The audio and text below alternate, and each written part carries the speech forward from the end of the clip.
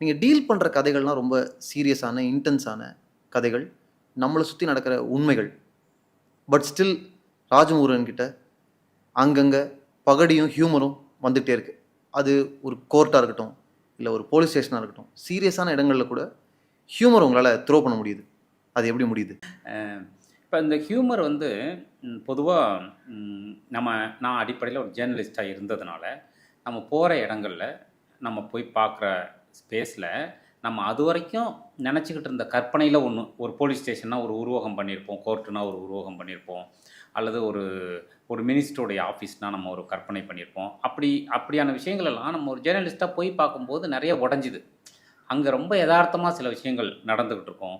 அதெல்லாம் நம்ம சினிமால பார்க்கலையேங்கிற ஒரு ஸ்பேஸ் வந்து வரும். அதிலேருந்து வந்தது தான் இந்த பகடின்னு நான் நினைக்கிறேன்.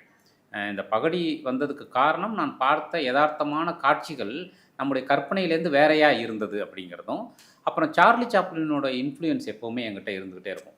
ஸோ அது ஒரு பொலிட்டிக்கலா இருக்கட்டும், ஒரு சோகமா இருக்கட்டும், அதுக்குள்ள ஒரு ஹியூமரை எப்பவுமே வச்சுக்கிட்டே போறதுங்கிறது அவருடைய திரைமொழியிலேருந்து எனக்கு வந்தது.